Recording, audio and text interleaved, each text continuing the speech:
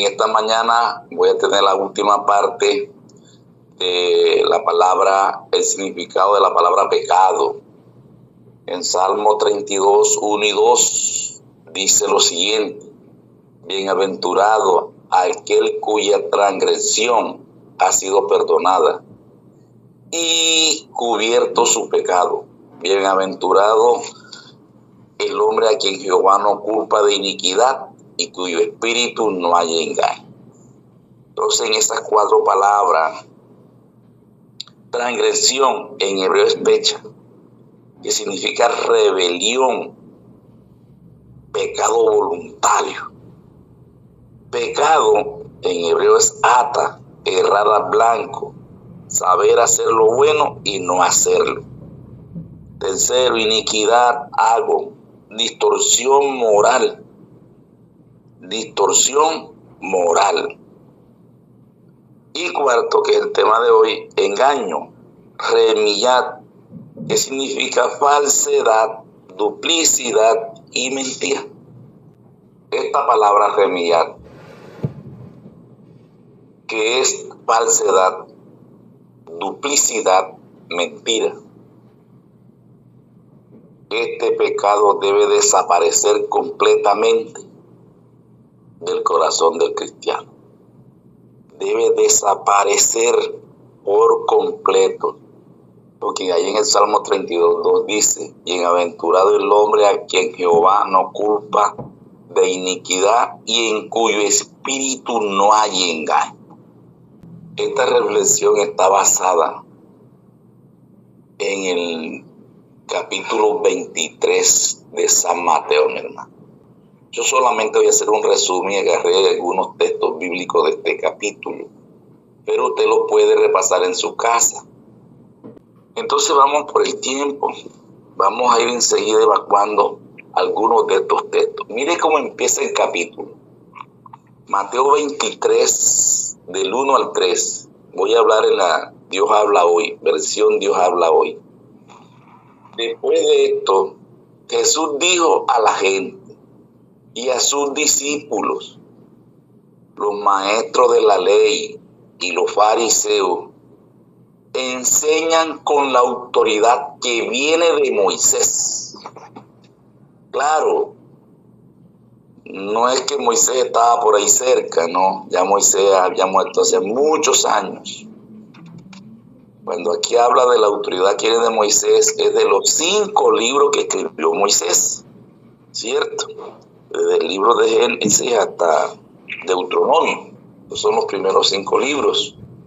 Y el mundo judío de ese entonces, esos 5 libros era la Torá, era la autoridad.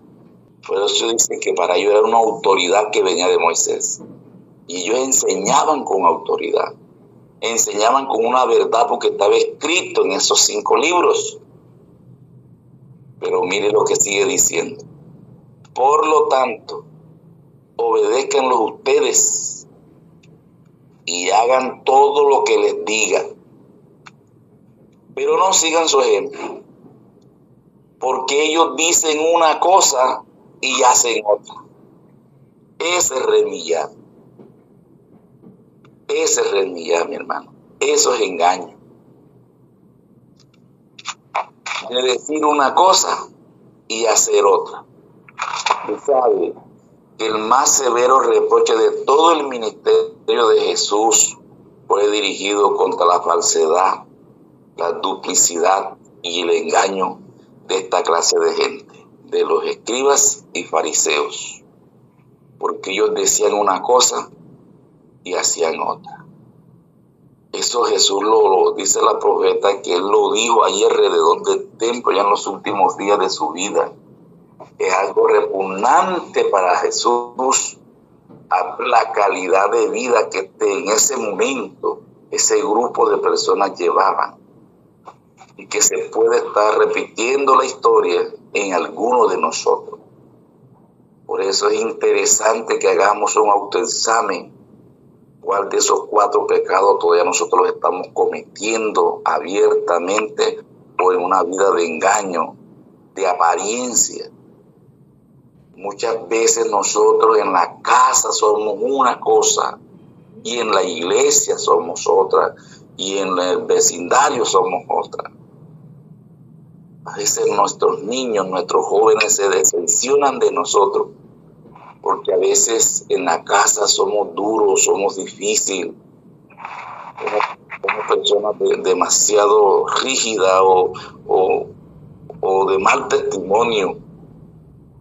Y entonces nos toca predicar y nos paramos detrás del púlpito a hablar del amor, a hablar de ser buenos padres y esto y lo otro. Y nuestros hijos están allí viéndonos, oyéndonos.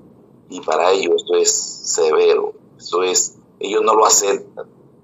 Y algunos jóvenes se nos van muchas veces por eso. Porque decimos una cosa y hacemos otra. Eso es engaño. Y Dios permita que de este grupo, ninguno de los que estamos aquí, estemos viviendo esa vida, porque Jesús reprocha eso, Jesús no acepta eso, Jesús no acepta el pecado, pero una de las cosas más duras es que uno vive una vida de falsedad, de duplicidad, de engaño dentro de la iglesia. Estemos haciendo una cosa, diciendo una cosa y hagamos otra. Entonces repasemos algunos de los versículos que encuentro en este capítulo para resaltar. 23:5, Mateo 23:5. Dice, todo lo hacen para que la gente los vea. Les gusta llevar en la frente y en los brazos porciones de las escrituras en anchas tiras. Yo estoy hablando de la versión de Dios hablado y leyendo de la versión de Dios hablado. Mire lo que esta gente hacía. Se colocaban porciones de las escrituras en la frente, imagínense. Y en anchas tiras de su ropa, de su indumentaria. Y ponerse ropa con grandes borlas. Dice el 13, del 5 paso al 13. Ay de ustedes, maestros de la ley, fariseos hipócritas, que cierran la puerta del reino de los cielos para que otros no entren. Ni ustedes mismos entran, ni dejan entrar a los que quieren hacerlo. Leo el 15. Ay de ustedes, maestros de la ley y fariseos hipócritas, que recorren tierra, mar, para ganar un alma, un adepto. Y cuando lo han logrado, hacen de esa persona 2 veces más merecedores del infierno que ustedes mismos. Oye, hermano, esto es impresionante. Mire que a veces nosotros también lo hacemos. Nos preocupamos por las personas, salimos a dar los estudios bíblicos y ahí llega un momento que la persona toma la decisión de entregar su corazón a Jesús, de bautizarse. Y cuando llegan a la iglesia y encuentran cosas que ellos pensaban que no iban a encontrar, ven cosas que no pensaban ver, y por culpa de algunos de nosotros que llevamos una vida doble, que decimos una cosa y hacemos otra, entonces esas personas también o se van o aprenden lo mismo de nosotros, llevar una vida doble. Entonces les hacemos más culpables a ellos que nosotros mismos. Voy al versículo 23 de Mateo. Ay de ustedes, maestros de la ley y fariseos, hipócritas, separan para Dios la 10ª parte de la menta. Mire eso, ¿qué es la menta? Una hojita. Y del anís y del comino, o sea, algo pequeñito. Y ellos diezmaban eso. Hay mucha gente que dice que en el Nuevo Testamento no habla de los diezmos. Bueno, aquí está este versículo que habla de los diezmos. Esta gente diezmaban la menta, el anís y el comino. Pero no hacen caso de las enseñanzas más importantes de la ley, que son la justicia, la misericordia y la fidelidad. Esto es lo que deben hacer, dijo Jesús, sin dejar de hacer lo otro. O sea, amar a Dios y amar al prójimo y ser sincero. Versículo 24. Ustedes, guías ciegos, cuelan el mosquito, pero se tragan el camello. Ay de ustedes, maestros de la ley, fariseos hipócritas, C25, que limpian por fuera el vaso y el plato, pero no les importa llenarlo con el robo y la avaricia. 26, fariseo ciego, primero limpia por dentro el vaso y así quedará limpio también por fuera. Hermano, qué engaño, qué duplicidad, qué falsedad de algunos de nosotros que nos llamamos ser cristianos en esa época. El liderazgo del Sanedrín era lo que ellos hacían y eso fue lo que Jesús observó, la clase de vida que ellos llevaban.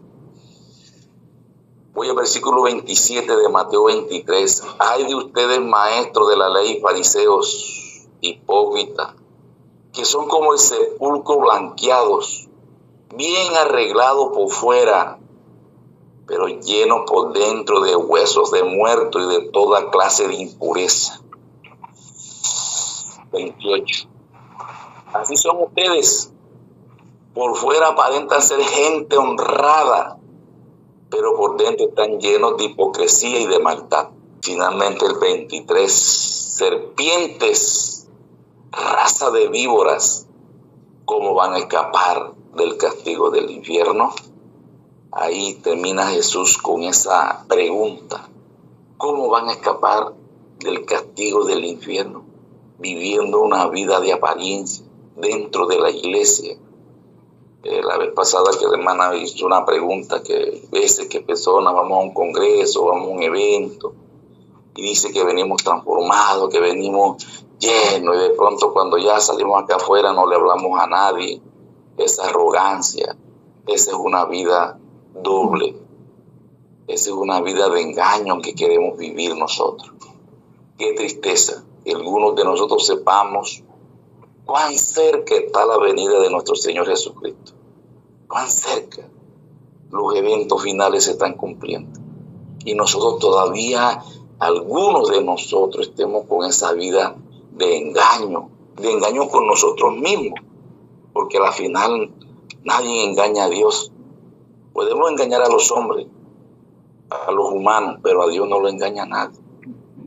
Hermanos, la final de esta historia, en términos escatológicos, cuando llegamos allá al libro de Apocalipsis, encontramos allí los asuntos subyacentes que se centran alrededor de la rebelión y la lealtad.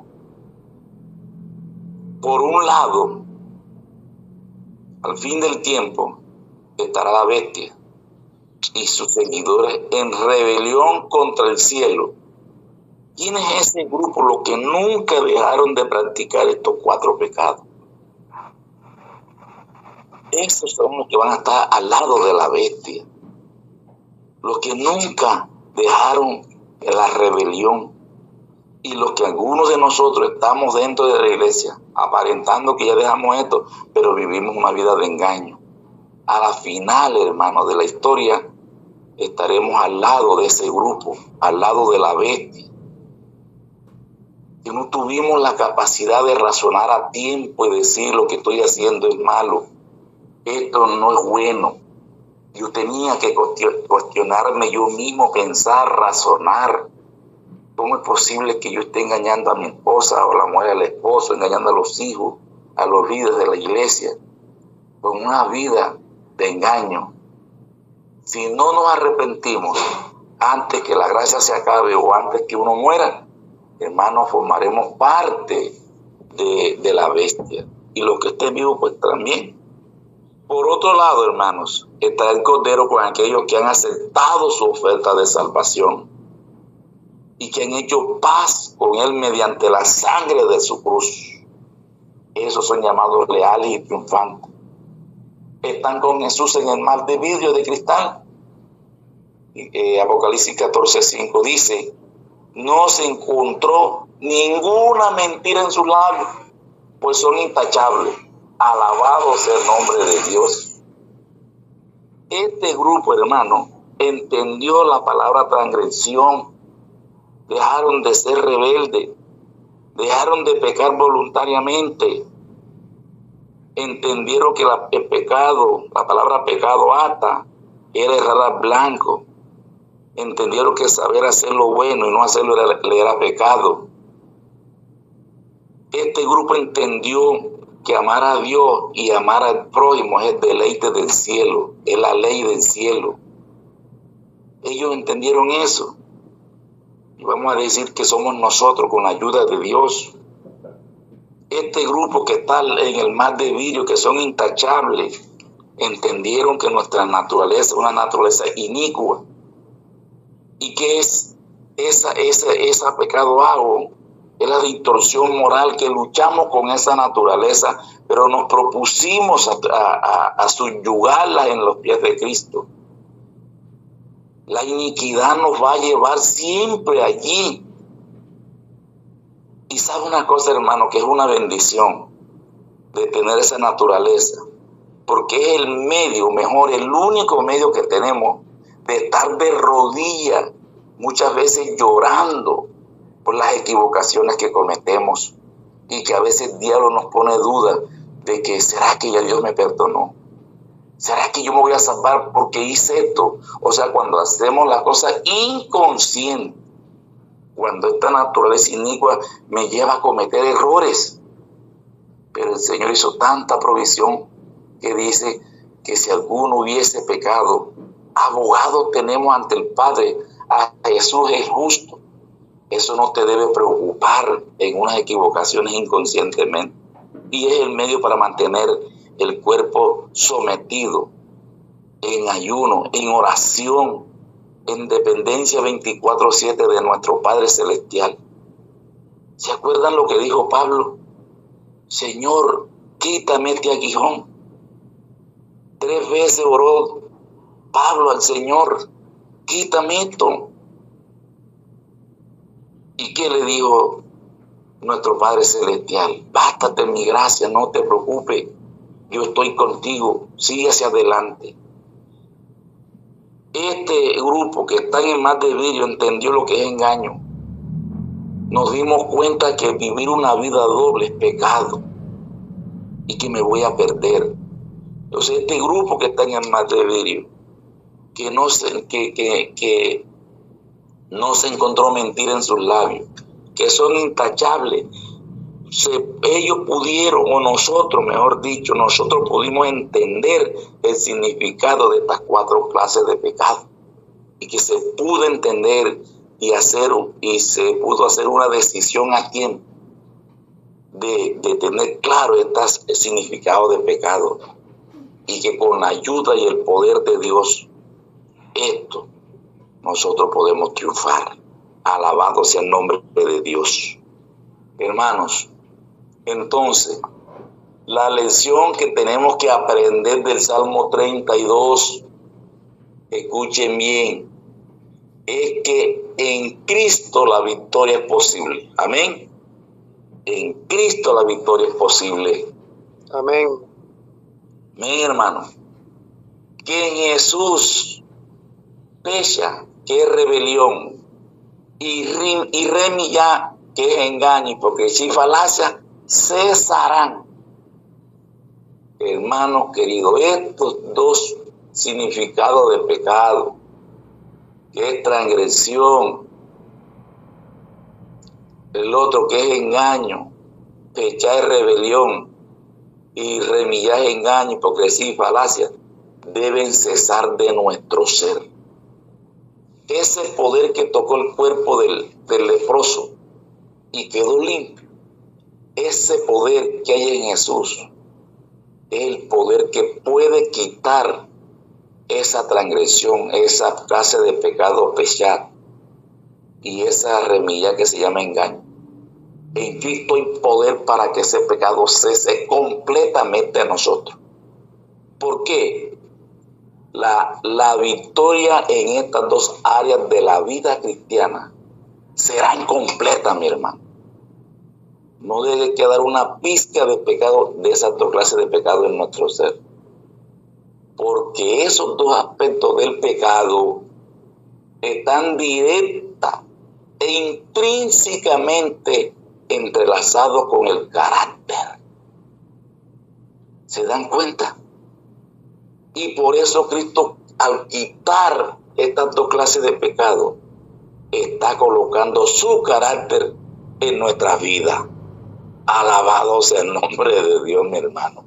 El poder del Evangelio, el poder de Jesucristo, mi hermano, el poder del Espíritu Santo, erradica de nosotros la transgresión y el engaño. Y Cristo coloca su carácter en cada uno de nosotros. Porque lo que nos hace tener un mal carácter son esas dos clases de pecado que nos lleva a vivir una vida de rebelión y de engaño. Al quitar esos dos pecados, el carácter de Cristo debe reproducirse en nuestra vida.